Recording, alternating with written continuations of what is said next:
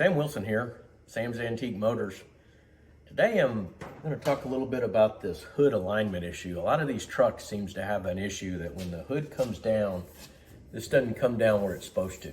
Now, this Jimmy is pretty close, but there's really three reasons why these hood hinges stand up like this.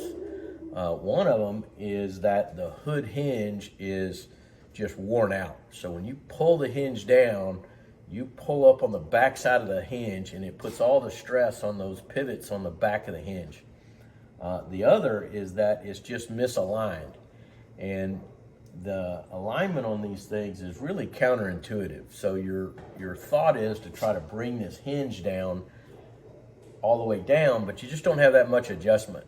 And there's a post by a guy on the Chevelle forum that I thought was pretty observant, that this is really an issue of rotating the hinge back. So there's a couple of ways to correct that. And I've spent the better part of the morning drawing out this hinge in great detail in CAD so I can do a little rotation on it and demonstrate that how you fix this. I'm gonna pop the hood here and show you a couple things on the inside. So this is a pretty original Jimmy, and it's a 1970 GMC Jimmy, and you can see these hinges are mounted on the same, but on the fender, but it's really the same on just about any of these vehicles. That when you pull this hood down, all the weight and wear is on this back bolt, which puts a lot of stress. Let's see if I can point it out on this little pivot point right there. And the other point is right down there. So those two places are which gets all the stress. And these hinges, after they get old, a lot of times they just get a little rickety and worn out. I'll show you one here in a minute. So you can tighten up those pins by taking a big ball peen hammer and peening them. That helps a little bit. But the wear compensation, you really have to just take this hinge and rotate it down. And like I say, that's really kind of counterintuitive. The Chevelle forum people were saying you could put a shim right here, but then which has the same effect of rotating this hinge down, but then you got to look at the shim. So I think the real solution here is to slot the mounting screws. So there's two bolts right there in the back.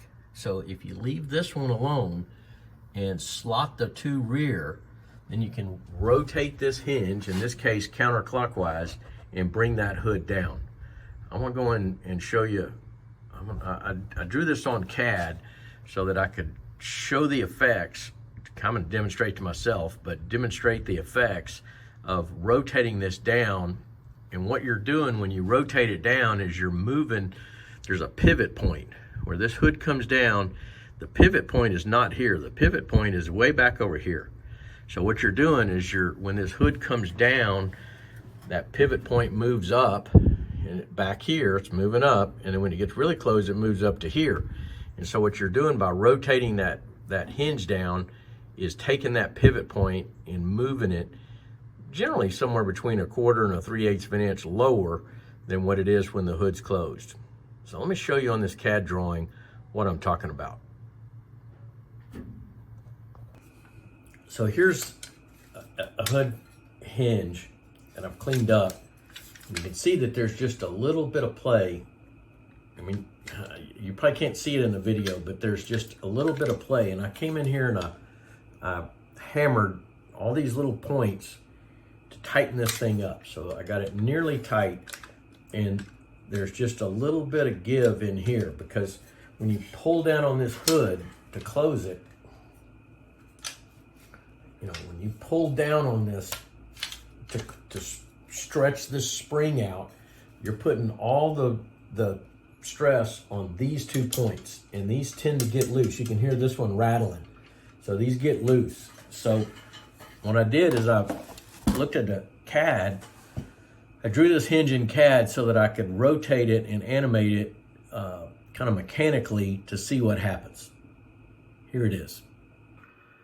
So this top one here is the hinge, and what happens when you raise the hinge up, then you change the dynamics of these levers.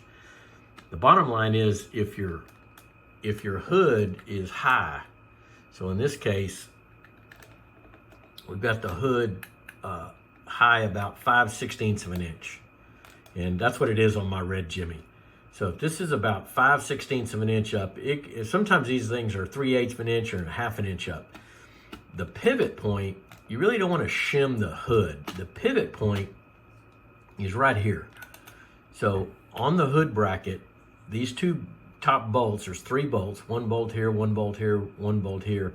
These 3 bolts are pretty much, or these 2 bolts are pretty much horizontal with the fender.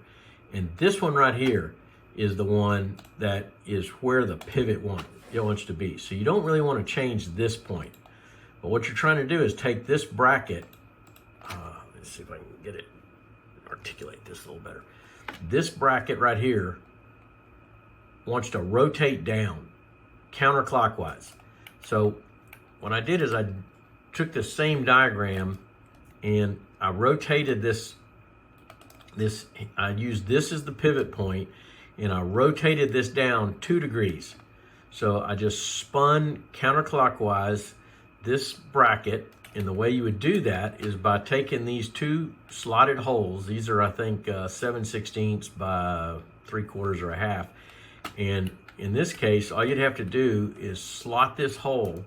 I mean, you could do it with a file, you could do it with a mill. I'll do it with a mill, but you increase the top of this hole about 3/16 of an inch, and you increase the top of this hole about 3/16 of an inch. And that lets this whole bracket rotate down, and when you do, it lowers this center point right here down about, in my case, 5/16 of an inch. If you had to go 3/8, you just slot these some more so that this comes on down. Once it does, you adjust the hood slightly forward, and then you close the hood a little more, and it closes up that gap. So that's the way to take the back hood lift out of these cars and trucks. Hope that helps. If you like what we did here, be sure and subscribe. And if you got any comments or questions, let me know. Have a nice day. Download the Resto-Rat app today to begin managing, tracking, and documenting your restoration project.